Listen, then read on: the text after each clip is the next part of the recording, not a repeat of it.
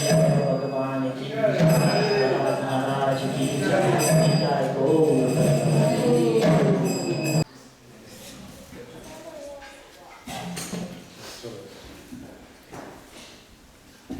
Srila Prabhupada ki jai. Thank you all for coming to our Sunday feast. Anyone here for the very first time? Yes, and what is your name? Aye? Rayen. Let's welcome Rayen to the temple. Anyone else for the first time? So today, it's a long weekend vacation. There's a lot of devotees out traveling, a lot of families, visiting other families. So we have a Shashtakrit group.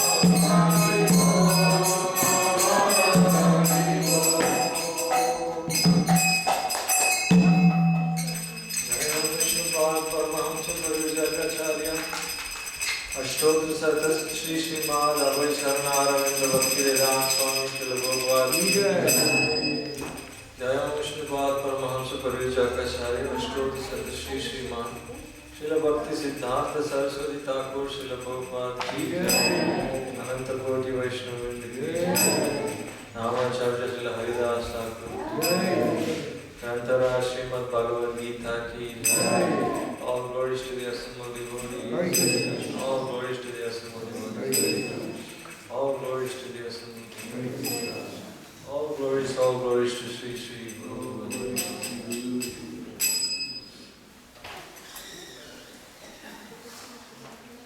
So we're reading from Srimad Bhagavad Gita as it is, chapter 2, text 56. Chapter entitled Contents of the Gita Summarized. It's a very beautiful verse. This is Krishna speaking about what's a real yogi. Krishna says,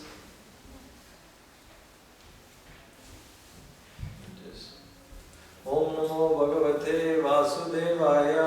Om Namo Bhagavate Vasudevaya. Om Namo Bhagavate Vasudevaya.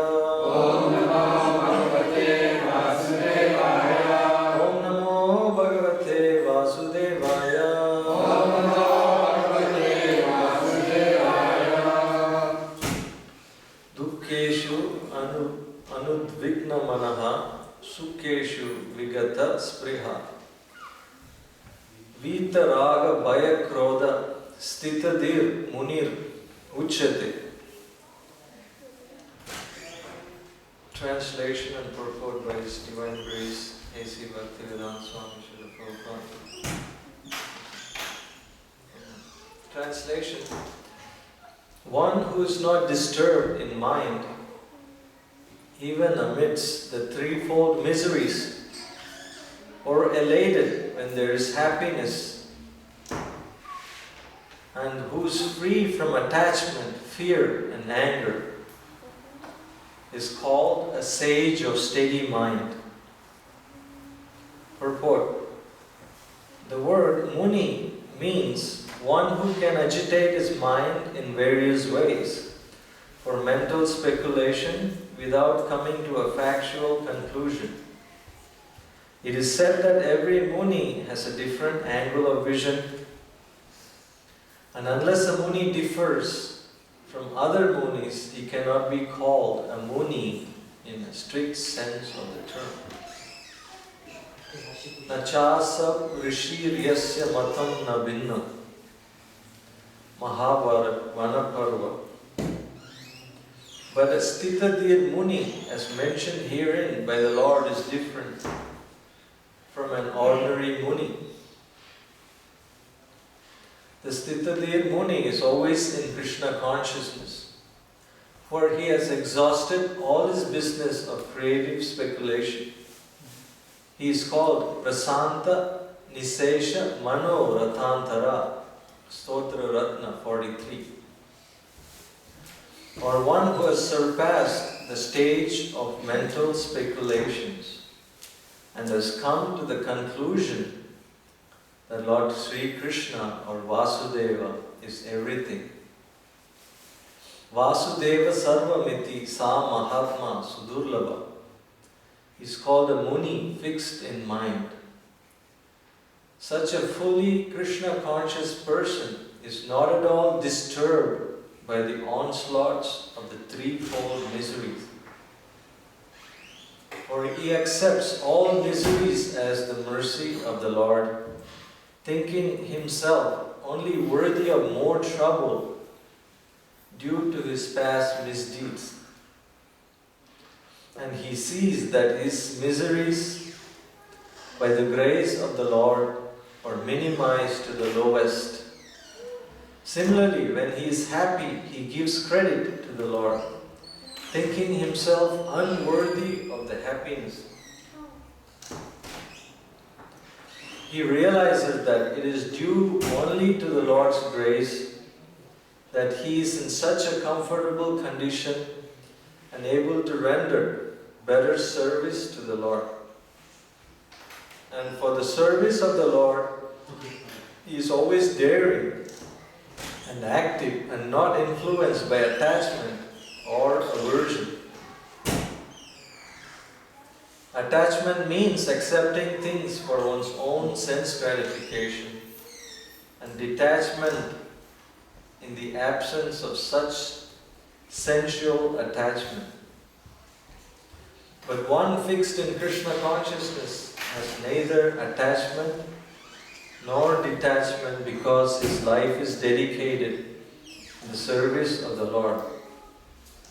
Consequently, he is not at all angry even when his attempts are unsuccessful. Success or no success, a Krishna conscious person is always steady in his determination.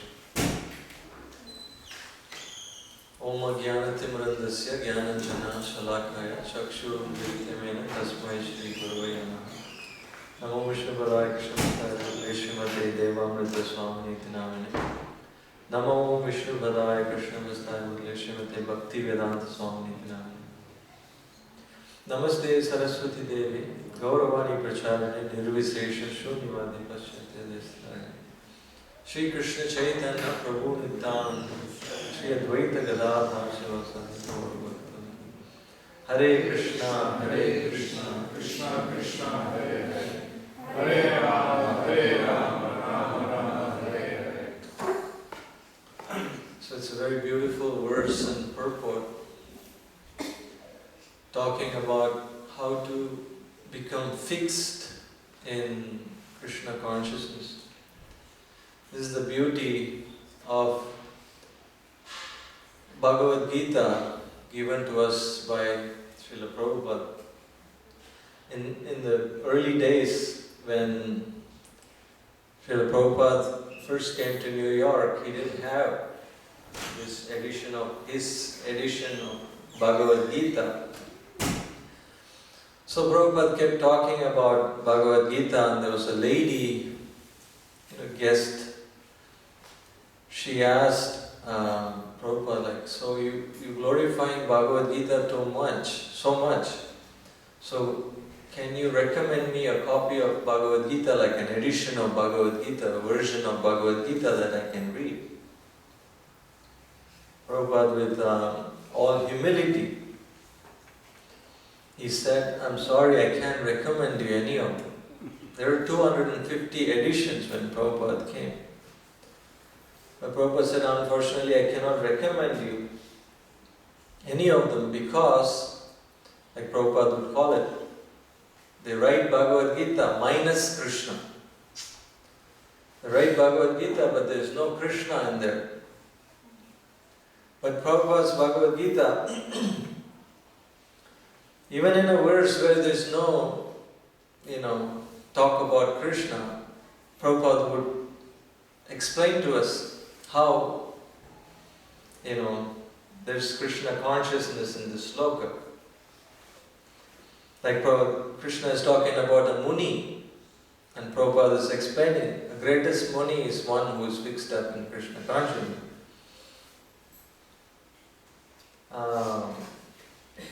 And here, he is explaining, Prabhupada is explaining, one who is fixed in Krishna consciousness has neither attachment nor detachment because his life is dedicated in the service of the Lord. Consequently, he is not at all angry, even when his attempts are unsuccessful. Like Srila Prabhupada was one time in Amsterdam, and he was trying to perform initiations. He was trying to perform like a fire yagna. But, the devotees kept messing up. They were new, they had no idea, they didn't get the proper wood, and he was all smoking and burning everybody's eyes with the smoke, and everything was going wrong. And Prabhupada asked for fruits, to put in the yagna pit. And they chopped it up and brought him like a fruit salad. They thought Prabhupada wanted to eat fruit. And Prabhupada was saying, these guys in million years, they will not get it, you know. So Prabhupada was getting angry transcendentally. And there was a hippie there, and this hippie had some issues with anger.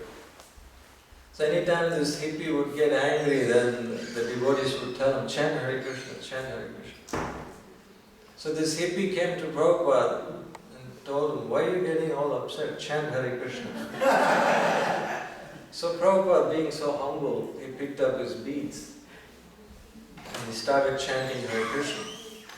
This is the humility of a pure devotee, that is willing to learn even from somebody that's a neophyte.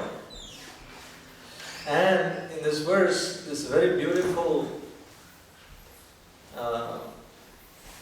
point Prabhupada is making.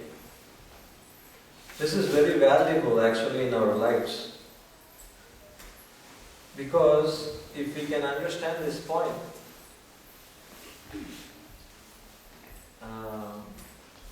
you know that verse Brahma says, Mukti Padesa Dayabhak, how it starts?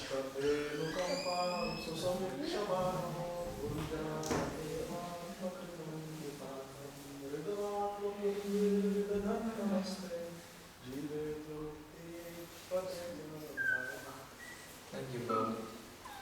It's nice to have a scholar in the... How did it start? Tathenu Kampam. So that verse, Prabhupada is explaining here.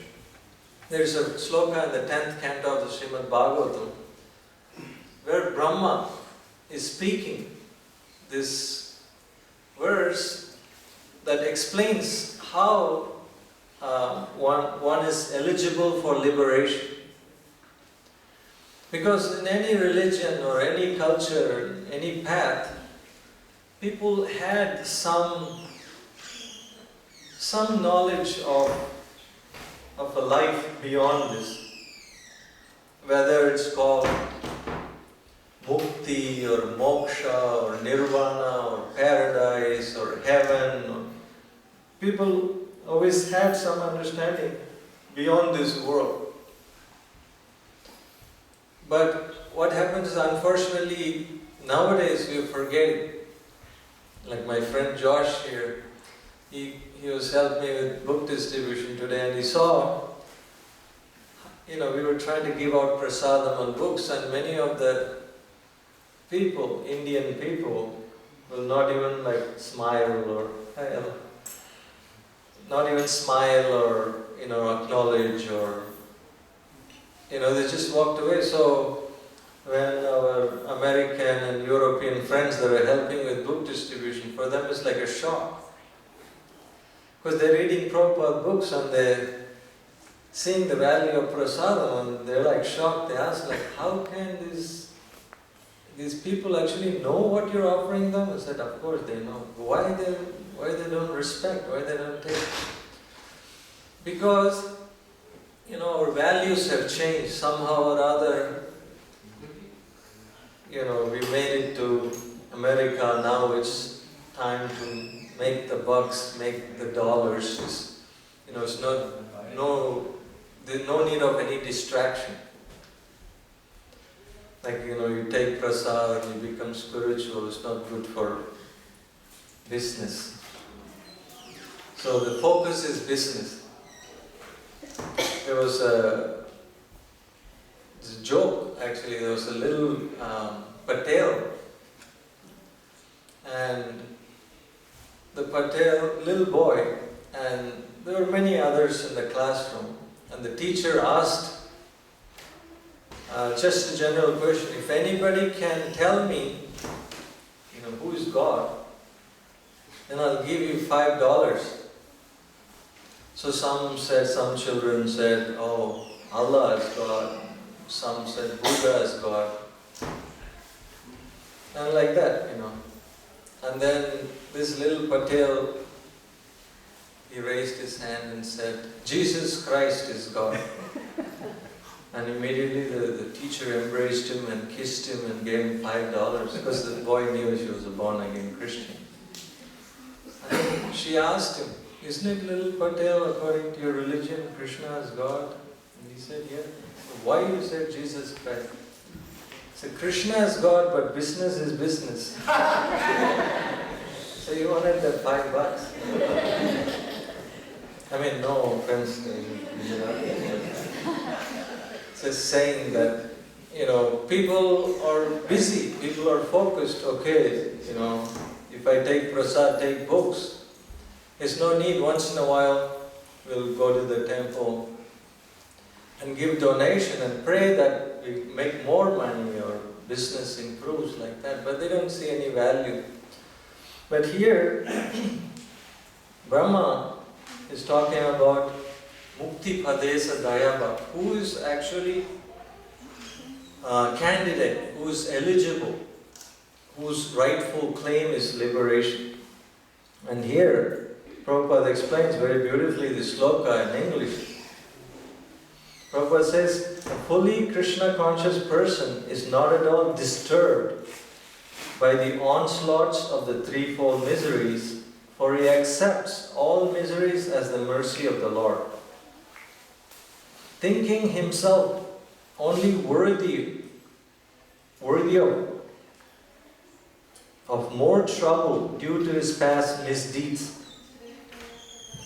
And he sees his miseries by the grace of the Lord or minimized to the lowest. Similarly, when he is happy, he gives credit to the Lord, thinking himself unworthy of the happiness.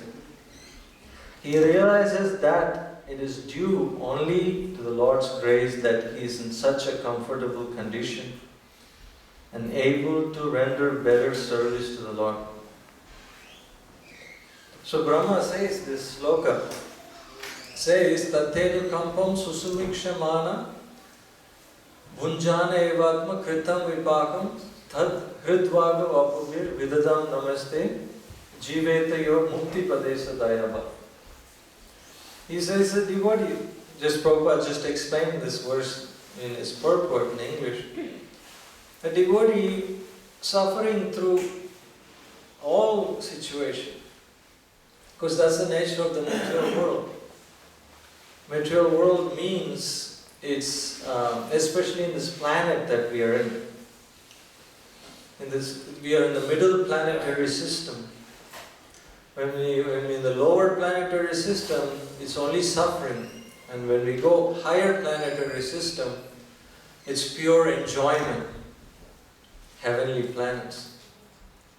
So when we're enjoying too much, it's hard to remember Krishna. It's hard to pray to Krishna.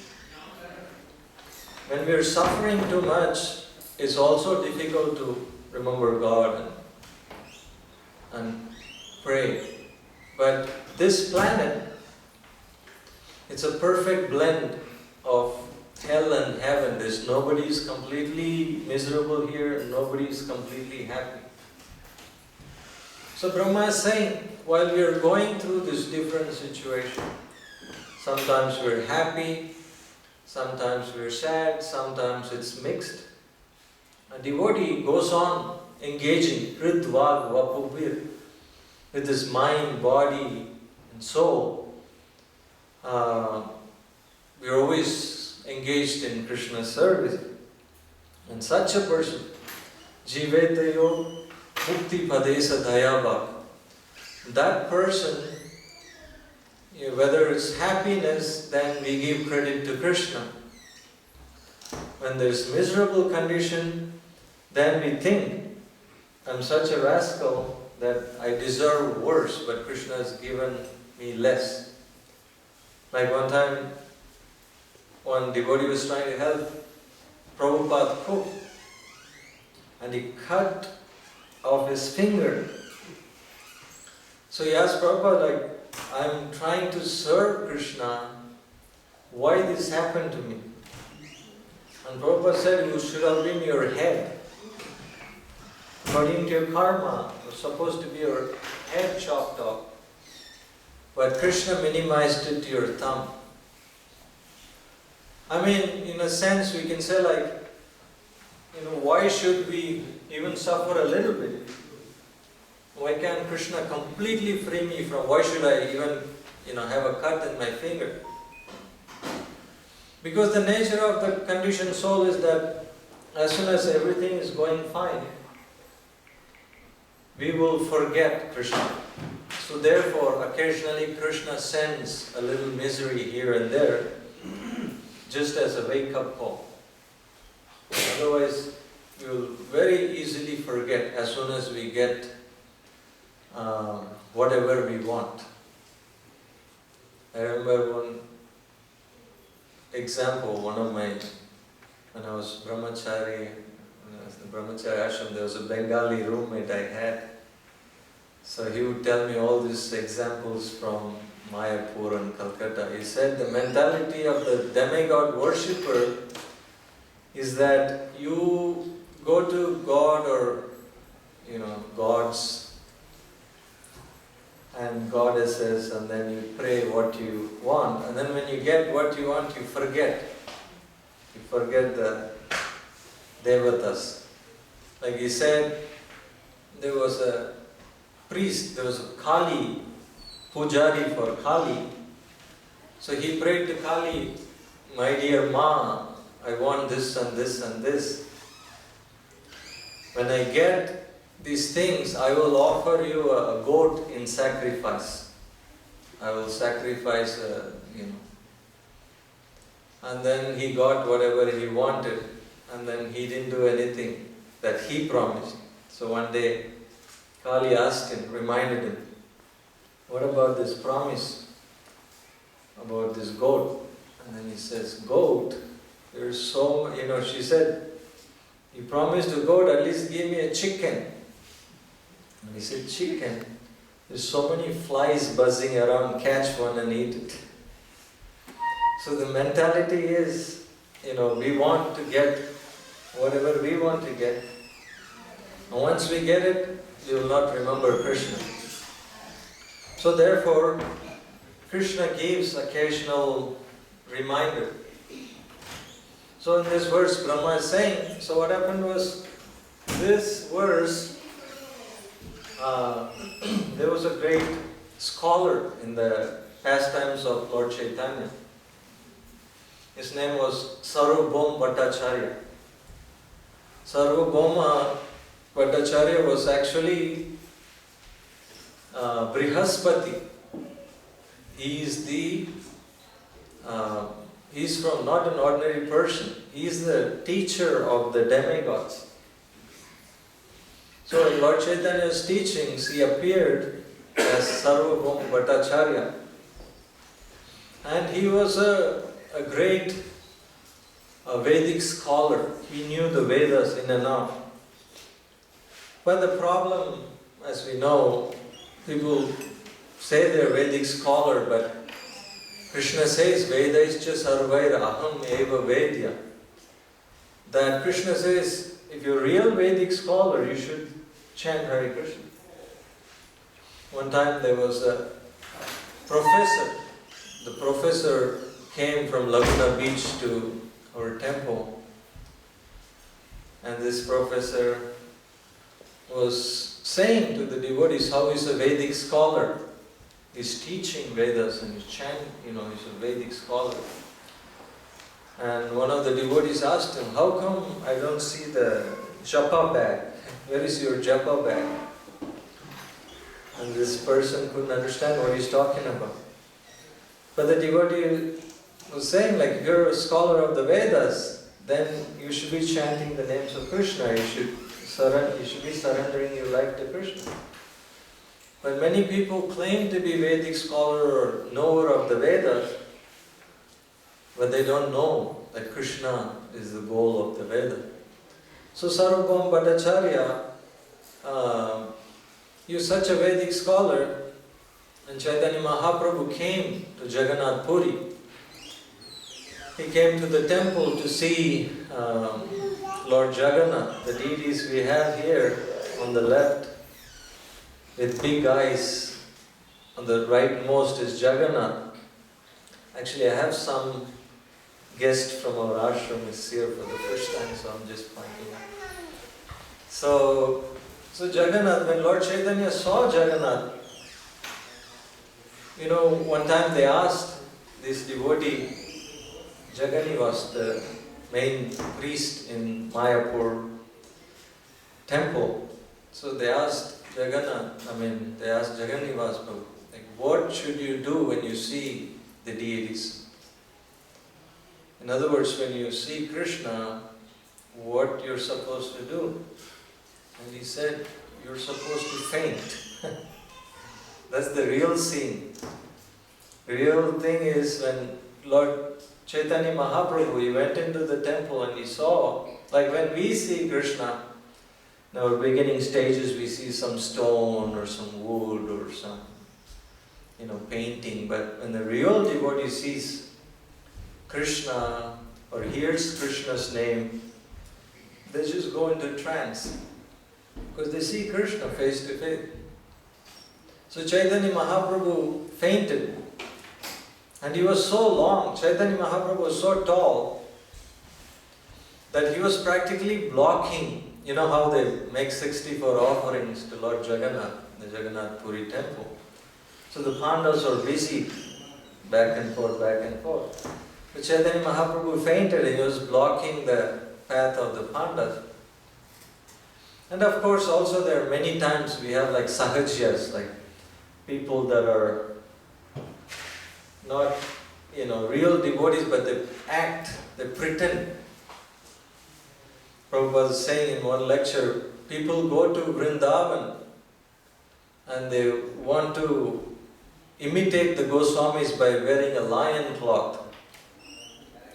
And they, faint in ecstasy. And then when they wake up from their ecstasies, they ask for a BD, like a tobacco, like a cigarette. They say, can I have BD? Says, and he said, not only they smoke BD, they work in the BD factory also. So Prabhupada said they have come to Vrindavan to solve their chapati problems. And they smoke BD after their ecstatic symptoms are over. So Prabhupada said, this is not real Goswami. Real Goswami means the master of the senses. So the Pandavas have seen many of these so-called ecstatic symptoms. So when Lord Chaitanya fainted, they thought it's disturbing. So they also wanted to throw him, wake him up and remove him. But Sarvabhauma Bhattacharya, he saw these symptoms, and being a Vedic scholar, he's read that, these are not ordinary. So he took a very fine cotton and he put it on his nose of Lord Chaitanya Mahaprabhu. And Mahaprabhu, the cotton swab was moving very finely. So Sarvabhauma Bhattacharya said, oh my God, this person is not ordinary, he's somebody very extraordinary. He's displaying the symptoms of Mahabhav. Only the Supreme Personality of Godhead or some exalted being can display this symptom. So Sarvabhauma Bhattacharya took him to his ashram, which was down the road. And the devotees came searching for Chaitanya Mahaprabhu. And they came, did Lord Gauranga come here? Did Chaitanya Mahaprabhu come here? And they didn't know who they're talking about. And then somebody told him, yes, somebody told his followers, Chaitanya Mahaprabhu's followers came looking for him. And somebody said, yes, he came and he took darshan and he fainted. And Sarvabhauma has taken him to his abode. Sure enough, the devotees came and they knew exactly how to wake him up. So they performed loud kirtan. Because in this age, everybody is very fond of meditation. People come to our ashram and, people always ask about silent meditation or, they want to close their eyes and they just want to sit peacefully like that. That's people's concept of meditation nowadays. But one guest came and he was talking about how he is very advanced in meditation like that. So as soon as we started kirtan, he sat down cross-legged and he closed his eyes and he would not sing. He would not sing kirtan, he was like trying to meditate. I'm not exaggerating, within a few minutes he went to sleep. Almost like mildly snoring. But my wife was cooking in the kitchen, so I was just leading with harmonium. Then I signaled her to come play mridanga for me. So she was banging on the mridanga and we came back to consciousness. So like this, in this day and age, meditation, this silent meditation doesn't work. Because we are too much deep in ignorance. When you're in ignorance, the first thing happens is sleep. Like Prahlad Maharaj says, for a conditioned soul, you live 100 years, we sleep 50 years, and then teenage years are spent in playing, and middle age is spent in working for family, old age is spent in pain and medication. Like that. But in our society, we see we even sleep more during japa period and Bhagavatam class. And so the sleep, any moment we go into this mode of sleep. So this silent meditation doesn't work. Chaitanya Mahaprabhu was showing with his own example. So his devotees came and they started a fired up kirtan. And they were chanting in the ears of Chaitanya Mahaprabhu really loudly. They were chanting Hare Krishna, Hare Krishna, Krishna Krishna, Hare Hare, Hare Ram, Hare Ram, Ram Ram, Hare Hare. He came back to consciousness. This would happen all the time. Anybody goes unconscious. Even that time that there was a Buddhist monk and Chaitanya Mahaprabhu was passing through with his disciples, and this Buddhist monk and his disciples, they wanted to make fun of Lord Chaitanya and his disciples, so they brought one big metal plate filled with foodstuff, meat and this and that, and they covered it with a cloth, and they wanted to make an offering to Lord Chaitanya and his disciples. So just as they were about to offer, one big bird came like a vulture, eagle, picked up the plate and dropped it on the head of the Buddhist monk and knocked him unconscious. And the disciples, no matter what they tried, they couldn't wake him up. So Chaitanya Mahaprabhu told the disciple, you chant this mantra in his ear and he will be, revived. So the disciples became the guru of the guru by chanting the Hare Krishna mantra in his ear. So Chaitanya Mahaprabhu came to consciousness. Like that, pretty much everybody in Kali Yuga, in this age, that we are all unconscious. Spiritually, materially speaking, we are more advanced, we have all the technology and more money and nuclear weapons, and you can fly to another country overnight. So many technological advancements. But spiritually speaking, we are unconscious. So Chaitanya Mahaprabhu showed with his own example. You want to bring somebody, any time in our practical experience, you try to teach Krishna consciousness, people have millions of opinions. That's what Kali means, right? Age of quarrel and hypocrisy. Means whatever you say, they will say the opposite. So philosophically even we cannot come to any agreement. So the only thing really works is prasadam and kirtan. During kirtan, everybody is happy. Chaitanya Mahaprabhu again showed, while he was passing through Jarikhand forest, he was leading kirtan, and there was no animosity between even animals. Tiger and deer were kissing, and elephants were dancing, and snakes were harmless, and like this, even vicious beings. Everybody joined Chaitanya Mahaprabhu's kirtan. So Bhagavatam says the only time there's no envy among living beings is when we are discussing Krishna Katha or Krishna Kirtan. So when we're doing Kirtan, everybody can be united. And when you're giving prasadam, everybody likes prasadam.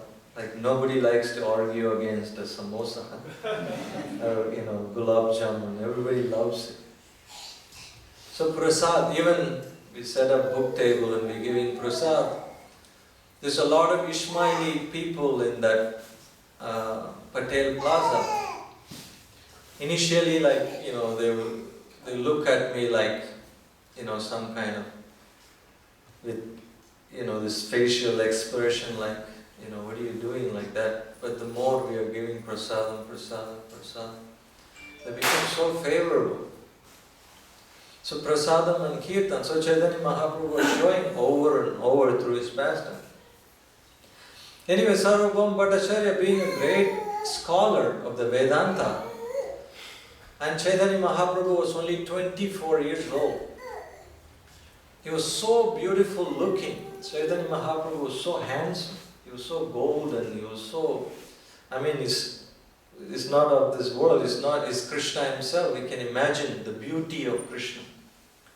Aishwaryasya samagrasya viryasya yasasasriya jnana vairagyasya sanam iti bhagagana. Bhagavatam says one of the opulences of Krishna is his beauty.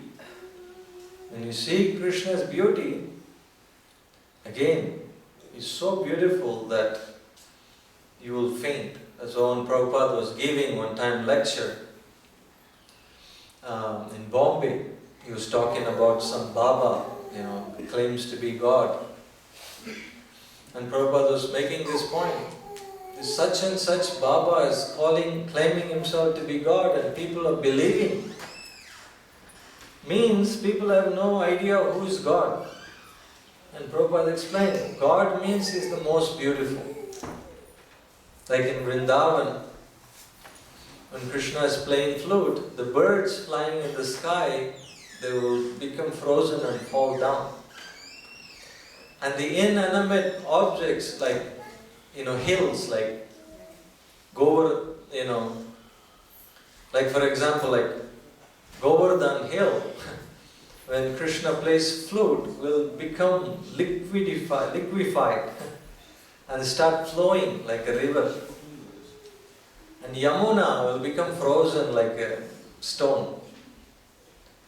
And even when Krishna walks, the stones and the pebbles, they become like so soft like marshmallows. They're massaging Krishna's feet. And the peacocks, they use their thick fan to sweep the path that Krishna is walking. Like that, Krishna is so attractive. Everyone in Vrindavan is, ecstatic. So, Prabhupada was mentioning in this Pandal program that such and such Baba is claiming to be God and people are believing. And he said, Krishna is the most beautiful. Is this such and such Baba claiming to be God? Is he most beautiful? No, he's ugly, Prabhupada said. He looks ferocious. How can he claim to be God? In the Bhagavatam, there is a pastime of Rishabdev, one of Krishna's incarnations. It's mentioned there that when Rishabdev passed stool, he smelled like jasmine and rose flower for 8 miles. And Prabhupada said, anybody claim to be God, we should do stool test. Let's see if you're really God. If it smells disgusting, immediately we should beat him with shoes. Prabhupada said, you're not God. So, Lord Chaitanya, who's Krishna himself, is taken sannyas. He's only 24 years old. And Sarvabhauma Bhattacharya was concerned, you're so beautiful, you're so handsome, you're so young. And it's dangerous, when somebody's young and beautiful and attractive and they're in sannyas ashram. It's very dangerous. Because, you'll start attracting the wrong things. So Sarvabhauma Bhattacharya was concerned, okay, I have to teach you Vedanta. Because when I teach you Vedanta, Veda means this knowledge, all this. Anta means conclusion. So what's the conclusion of the Vedanta? Is Bhakti. That's why we call Srila Prabhupada Bhakti Vedanta. Bhakti Vedanta Swami. So Sarvabhauma, like a father, he was concerned, unless I educate you in Vedanta and renunciation, you cannot remain a sannyasi. So he took him under his wings and he was teaching, he was trying to teach Vedanta to Lord Chaitanya. And Sarvabhauma Bhattacharya was actually Brihaspati, and he had thousands of disciples. Even the local king was a student. So Lord Chaitanya was thinking, okay, let's see what he has to say. So please, Lord Chaitanya is very humble, very detached. So Lord Chaitanya said to his, this teacher, Sarvabhauma, said, okay, please teach him. So Sarvabhauma Bhattacharya starts talking Vedanta. And one day is gone by, 2 days, 3 days, 4 days, 5 days. So 7 days is gone by and Lord Chaitanya did not say a word. So by this time, Sarvabhauma got curious. Because if people are angry at you or yells at you, that's something. But if somebody just don't say anything, that's really like puzzling. And Chaitanya Mahaprabhu is also showing us how to be patient.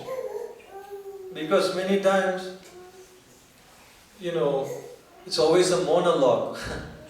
When we are trying to tell somebody about Krishna, we won't let them say anything. We won't let the other person say a word. We're just like completely bossing the conversation. We won't hear anything about the other person or what they want to say. So Chaitanya Mahaprabhu let him talk for 7 days, and then Sarvabhauma Bhattacharya asked him, I'm speaking for 7 days Vedanta. Do you understand anything I said? And Lord Chaitanya said, I understand Vedanta very well, but I don't understand your interpretation of the Vedanta. There's another time Prabhupada called them, they call themselves Vedantis, but Prabhupada called them Vedantis, means toothless. Vedanti. So Lord Chaitanya said to Sarvabhauma Bhattacharya, I understand Vedanta, but your interpretation I don't understand. And then he said that Vedanta is like sunshine, it's very clear, it's very bright. But your interpretation of the Vedanta is like the dark clouds that's covering the shining light. And then Sarvabhauma Bhattacharya asked him, oh, so you know better? Then why don't you speak? And then Lord Chaitanya spoke to him, started explaining this Atma Rama verse in 64 different ways. And then Sarvabhauma Bhattacharya, he fell at the conclusion of the discussion, he fell at the Lord Chaitanya's feet and said, I'm sorry, you're not an ordinary person. You're Krishna himself. Like Chaitanya Mahaprabhu said, there's nothing I see from the pages of the Bhagavatam and the Vedas except that Krishna is Shyam Sundar and he is the son of Mother Yashoda. This was the conclusion of Chaitanya Mahaprabhu. Recently we were celebrating this whole month of Kartik. Every day we were singing Damodar Ashtakam. Every day we were hearing the translation. How much Satyavrata Muni was glorifying this baby form of Krishna. Even Sukadeva Goswami said, Nalle Bire, 3 times. Even Lakshmi did not get this opportunity. Lord Shiva did not get this opportunity. Brahma did not get this opportunity. But Mother Yashoda got this opportunity of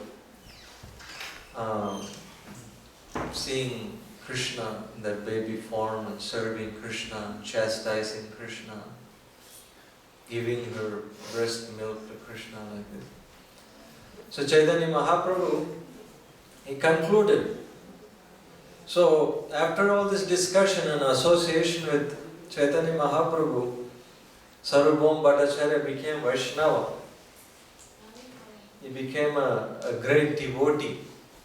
He became a great devotee of Lord Krishna and Bhagavad. And before meeting Lord Chaitanya, he was after some liberation. He was after some impersonal liberation. This is actually one of the popular things nowadays in Kali Yuga. Everybody is after this impersonal liberation, moksha. And that's why Prabhupada, those of you who don't know, when you're singing his prayers to Prabhupada, the first part you sing, Namo Om Vishnupadaya Krishna Prasthaya Bhutale Srimate Bhakti Vedanta Swaminiti. The second part, Prabhupada himself composed. You already knew that? Sorry, I was asking the senior devotee. But most of you that don't know that the second part, Prabhupada composed himself. Namaste Saraswati Deve. I offer my respectful obeisances to the servant, whose Prabhupada is the servant of Saraswati. His guru's name was Bhaktisiddhanta Saraswati. So he's the servant of Saraswati, Bhaktisiddhanta. Gauravani Pracharine. Gauravani, the message of Lord Chaitanya, is Pracharine, means is spreading. Nirvisesha Sunyavadi. Nirvishesha. Vishesha means quality and personality. So most people say spirituality means there are no personality, there are no qualities, there's no characteristics. So they say nirvisesha. So Prabhupada is come to save people from nirvisesha and sunyavadi. Sunyavadi means many of the spiritualists also conclude at the end of your self-realization, you become nothing or zero, or you become void. One time Prabhupada was talking to some Buddhist monk, very senior monk, so Prabhupada asked him. Prabhupada would often do that. When he meets people, he would always ask them, what's your philosophy? Because if you say this and that about people, they'll get offended. But you can always debate on their philosophy. There's nothing wrong with that. So Prabhupada was teaching us like this. So he asked this Buddhist monk, so what's your philosophy? What's your goal? Prabhupada said. And the Buddhist monk had many disciples. So the Buddhist monk said, oh, our goal is to become nothing. And Prabhupada, with this childlike innocence, he asked him, oh, to become nothing? And people are joining you? Like how is anybody attracted to this? That, you become nothing at the end of your life. So Prabhupada's prayer says, Gauravani Pracharine Nirvisesha Shunyavadi Paschatya Desatarine. So the Western world, nowadays in India also, is basically filled with impersonalism and voidism. People don't have any knowledge of qualities. So Prabhupada has come to give us this lifestyle, this knowledge, this personality. That the supreme source of everything is a person. How can we say that God has everything but He lacks personality? Isn't it a contradiction? Like God has everything, the supreme source of everything does not have a form. Like we little jivas, little beings, we are so, infatuated with our form. We can't stop looking at the mirror, stop taking photos, and we want people to appreciate our form. How can we say that the source of everything is lacking form and personality?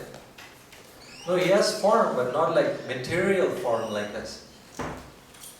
So anyway, at the end of the discussion, Sarvabhauma Bhattacharya became a great devotee, a personalist, became a Vaishnava. So Sarvabhauma Bhattacharya wanted to change this word from the Bhagavad. How did that start again? Tathena Kampam. So this sloka in the Bhagavatam we were just discussing for the last hour, how Brahma is saying, Tathena Kampam Susumikshamana Bhunjana Evatma Kritam Vipagam Hritvagvapabir Vidadam Namaste Jivetayo Mukti Padesa Dayapa. So Brahma basically said in this verse that one who tolerates all kinds of sufferings, and whether it's happiness, then the devotee gives credit to the Supreme. I don't deserve it, but thank you for giving me this nice lifestyle, good health, money, family. Thank you, I don't deserve it. And the devotee is suffering. The devotee is thinking, it could be worse, should have been worse. Because of my past misdeeds, because of my past karma, I should have been suffering worse. But God is so kind, Krishna is so kind, I'm only experiencing a teeny bit. So in this mentality, a devotee goes on doing his service, goes on doing his duty. See, that's the sign of an advanced devotee. Advanced devotee means it's not judged who is advanced by how much results they are getting. Advanced devotee means how steady they are in their service. If you're consistent, no matter what happens. If you're doing your service, what happens, whatever happens, then you're an advanced devotee. Like when Arjuna's son, Abhimanyu, was killed in the battlefield of Kurukshetra, Arjuna was crying.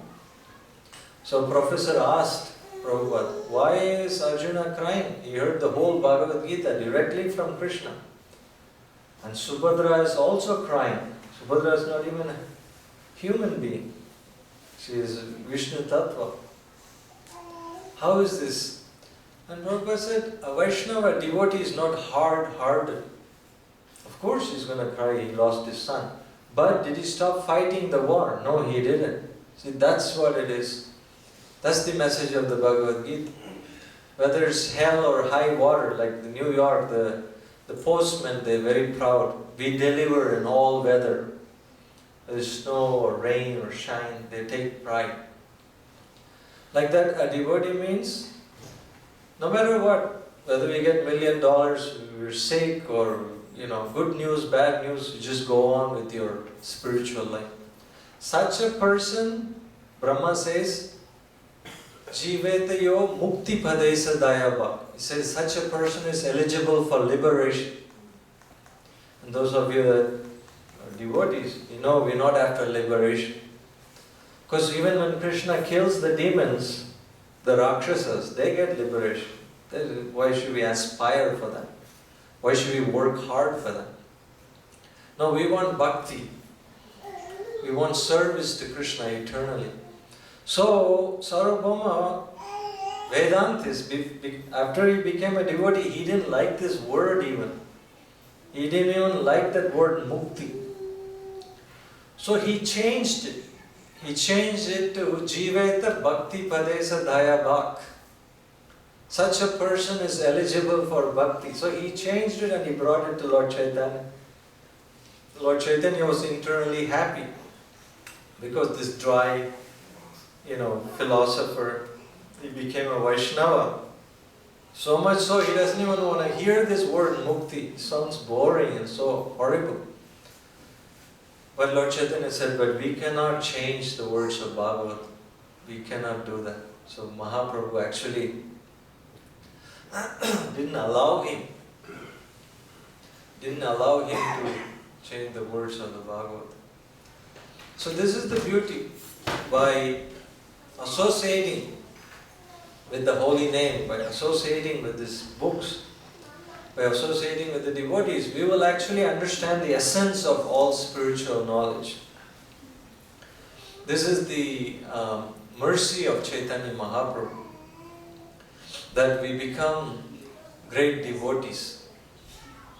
And that potency is there in these books, especially the books that are translated and commented by Srila Prabhupada. It has that potency. Like we discussed in the beginning, how there were 250 editions of Bhagavad Gita available before Prabhupada came to America and he translated this book. But there was not even one devotee. There was no devotee of Krishna. How is that possible? How in the world that you read the whole Bhagavad Gita and you don't become a devotee of Krishna? That's a great mystery actually. Like they say, the very pious kids that believe in God, they go to a religious study major in universities and then they come out as atheists. Why? Because the professors are atheists.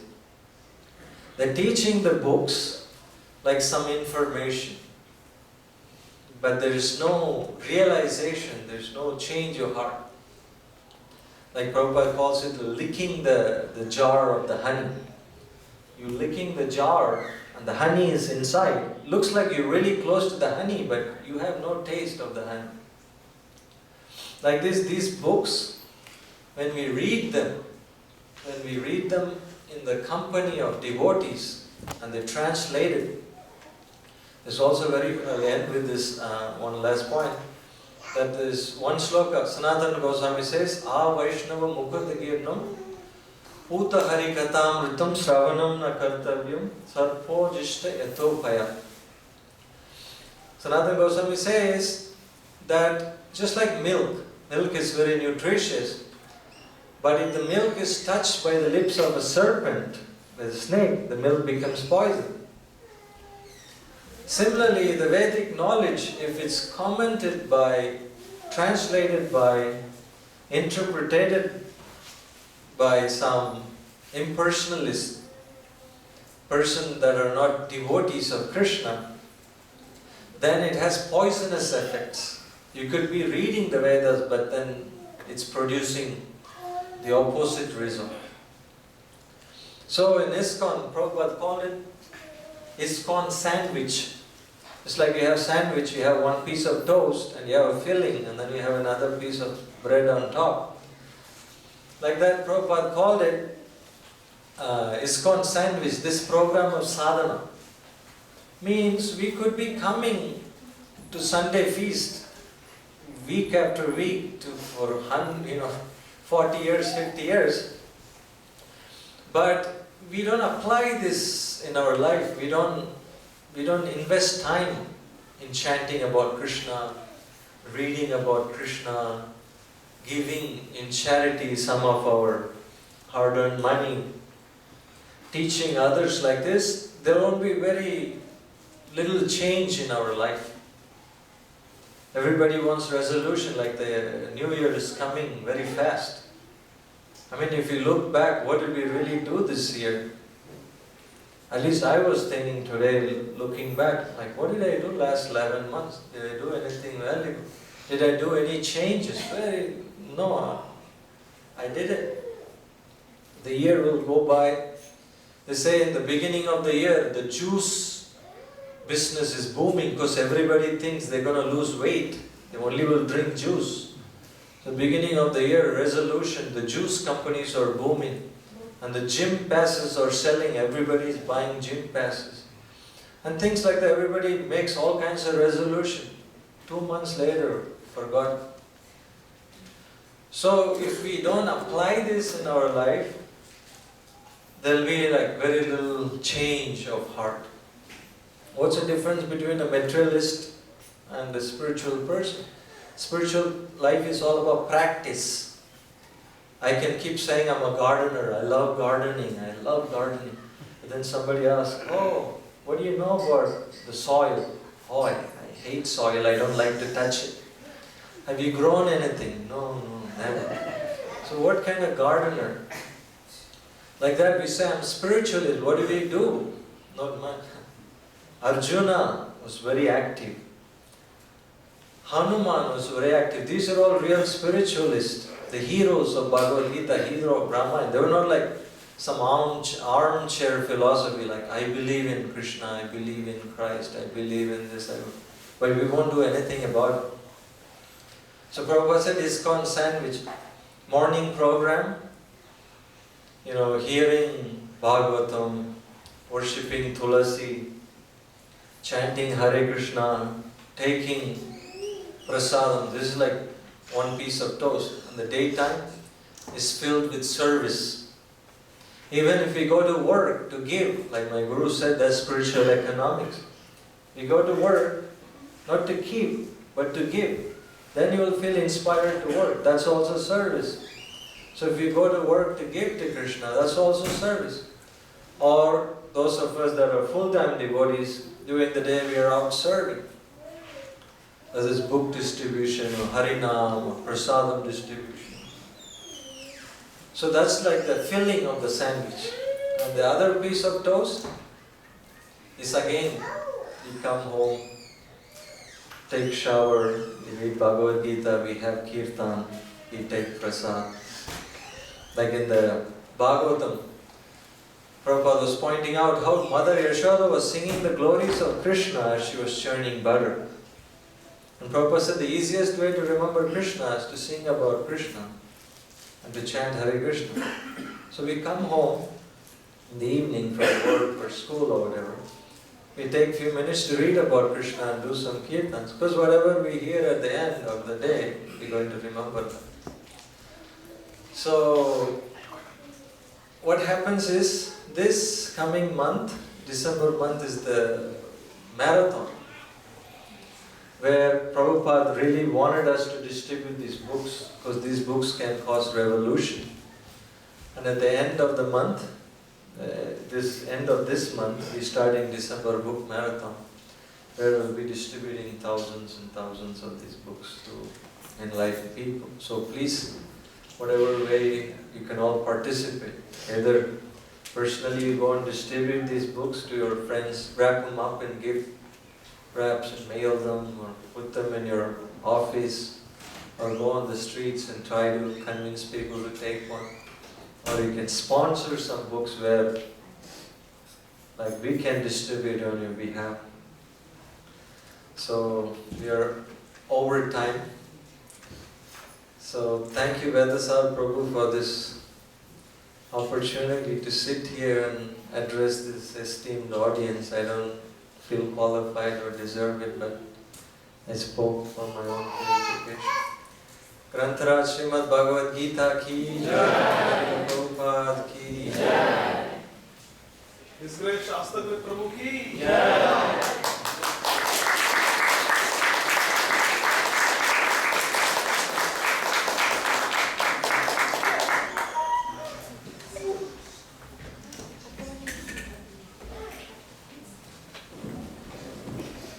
Sponsor today. Anyone would like to sponsor the Sunday feast? Okay. Anyone would like to have Shabdi Hare Guru? You want to Hare Rama, Rama Rama, Hare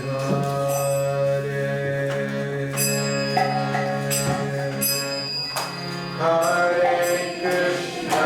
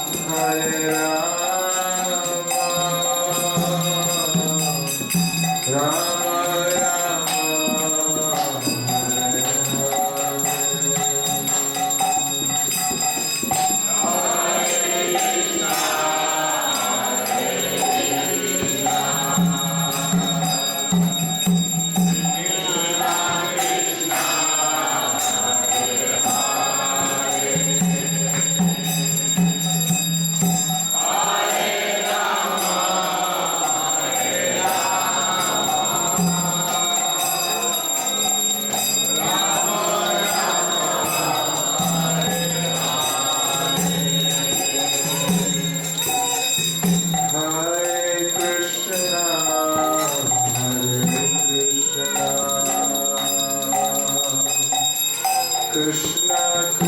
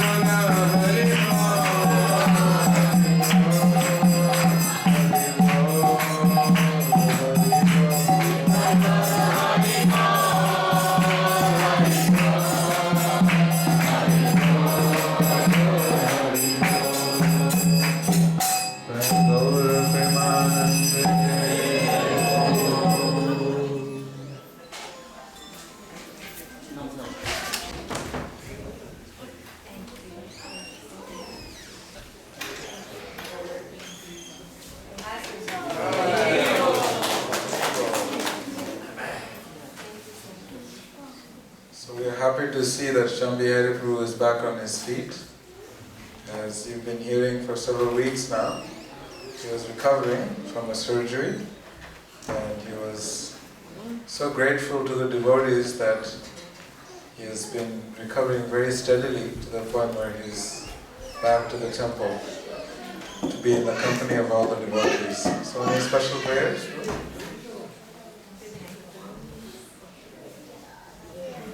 Well, as Shashtakrit Prabhu was so nicely explaining one of the most important verses in Srimad Bhagavatam, Tattena Kampam Susamiksaman.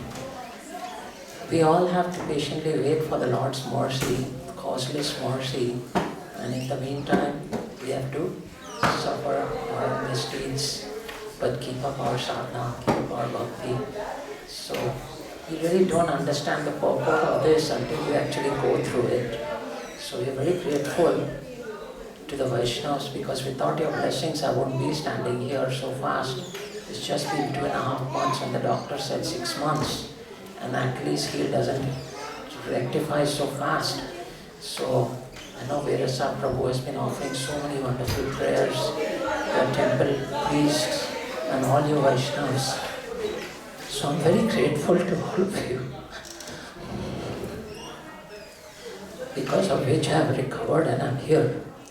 And from the bottom of my heart, I pray to God that someday I may be able to serve you in the same manner.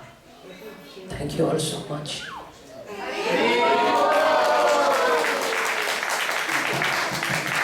So let's continue our prayers for Shambhi Hariprabhu's recovery so he can continue his service in full-fledged.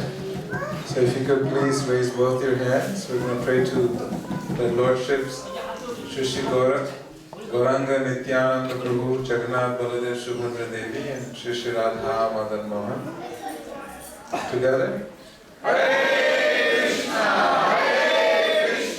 Krishna Krishna, Hare Hare, Hare Rama, Rama Rama, Hare Hare. Thank you so much, Mataji. Thank you. What is a Kirtan Fest? It is a festival where there is non-stop chanting of the holy names of Krishna. And devotees come from all over the United States to gather and chant the holy names. This was the desire that Srila Prabhupada had, that every center in the world should be a place where everyone gathers together and chants the holy name of Krishna, and that energy and the Shakti and the potency of the holy name will deliver the whole city. So we do it on a regular basis, but once a year we try and get everyone to come and join us for this Kirtan festival. So I request you that you please come and chant, even if it is for 1 hour, 2 hours. We will be chanting for 24 hours. We're going to give a break. Most places, when Sri Chaitanya Mahaprabhu started this Kirtan movement, sometimes they will be chanting 24 hours without sleeping. But I don't think we can try to mimic that, because it may be a little too much for our bodies. So we do 12 hours on Saturdays and 12 hours on Sundays. And part of the tradition of this new Panihati Dham temple is that whoever comes here, we try to serve them. Normally, if you try to attend any Kirtan festivals anywhere in the world, first you will have to pay your flight fees, and then there is some sort of an entrance fee because they have to somehow pay for the event. And then there is prasadam fee, and there is so many other fees that you will have to pay. But this temple is very unique because Nityananda Prabhu is extremely merciful. He gives us the opportunity to serve everyone. So we gather together and try to facilitate everyone that comes to Atlanta to participate in this Harinam Sankirtan Yajna. And this will start on Friday the 14th with an Adivasa ceremony. There is Maharaj is coming. I'm still trying to get more confirmations, and we'll give you all the names as we get closer to the dates, but roughly there is about 18 different Kirtaniers, or devotees who spent most of their lives just chanting. That's all they do. They don't have a 9-to-5 job, they just chant. So there will be 18 of them, approximately right now confirmed, who will be coming to Atlanta to come and chant with us and help us to have a little bit more taste for chanting the holy names of Krishna. And there will be Maharajas coming, and every day we want to feed them very nice breakfast, very nice lunch, and a very delicious dinner. We want to have a very nice sound system, and everyone that comes, we're putting them up in hotels because it's very cold, they cannot camp out. So we have figured out some devotees who have come forward to let us have rooms in their hotels to host all these devotees. And if any of you would like to host any devotees, you can come and see me, Shatashara Prabhu or Adi Gadadhar Prabhu, and we'll be able to open up your homes to have more devotees come and stay in your homes. So the only shortfall that we have so far is that we need some support for the prasadam. So on the list we have Venudhari Prabhu, who has sponsored the dinner for Saturday. So he sponsored $501 to feed everyone that will come, and we're approximately counting about 1,000 people that will come that will feed freely. This is what Prabhupada wanted. And then we have another anonymous donor who wanted to sponsor the lunch for Saturday for $501. So let's give a Haribol to Krishna. And another anonymous donor for $1,001 for Kirtaniya Seva. That means all these 18 Kirtaniyas that are coming from different parts of the world. There is a Kirtaniya who comes from Vrindavan. He is doing 24-hour chanting in Vrindavan temple. If you go to the live cast, you can see him. He's chanting 24 hours. And we're flying him in for this Kirtan festival. So, tickets are expensive, but someone gave $1,001 to serve, meaning provide service for them to come and encourage us for the Kirtan. Then we have Vic Segal and Tanisha Segal. They gave $251 for the Saturday breakfast. Can you put names? And then Vrajananda Krishna Prabhu and Krishna Priya Mataji, they gave $251 for breakfast. So far, the board is not full. We have plenty of other services that, whatever you want to contribute towards making this festival a nice experience for all the devotees. We are also renting sound systems, you need to have nice acoustics. And we are hoping to rent a tent where we can put nice walls all around it so people can stay warm and have nice prasadam. And that in itself cost us about $3,000. So we are still behind almost by 70%. But somehow, I know that all the devotees make things happen. And so if anyone would like to sponsor any of this, we have breakfast, lunch, we have $251 spaces available, 501, 301. Okay, let's try this. Anyone wants to sponsor $1,001? Okay, anyone want to sponsor $501 for the Kirtan Fest? Anything you can pick. Okay. Let's do 301 for the Kirtan Fest. We want to have flowers and garlands for the deities. What would you like to do, Shami Hari Prabhu? So, garlands for the deities, Shami Hari Prabhu.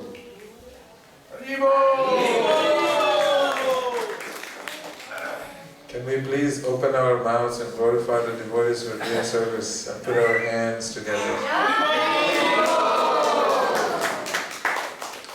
Anyone else for the Kirtan festival? Yes, Madhurima. What would you like to do? Anything 300. This is 900 extra. Okay, so those are garlands, 3 days for the deities, they will have special garlands. Flower garlands, so Hema Mataji.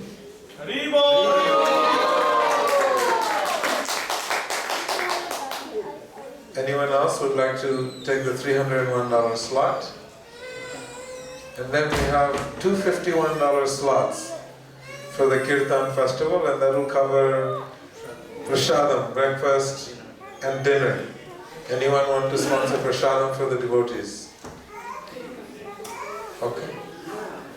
So if we don't have prasadam sponsors, we'll somehow fall at your feet to make sure that prasadam, everyone is fed with nice prasadam. So thank you very much. Please come and see Swatashura Prabhu or myself. If anyone else would like to participate in any sponsorships for the Kirtan festival. Harinam Sankirtan Yagya Ki Jai. So on the 18th of this month, we're celebrating Gita Jayanti. Gita Jayanti is the appearance day of the Srimad Bhagavad Gita. We'll be reciting the whole Srimad Bhagavad Gita here in the temple room, and you'll get an opportunity to participate. So this coming Saturday we'll give you more details. Srila Prabhupada Ki Jai. And for all the members who would like to have our new calendar for 2019 for all the festivals and Ekadasi fasts, please come and see Swatashura Prabhu. Srila Prabhupada Ki Jai. Prasadam will be served here in the temple.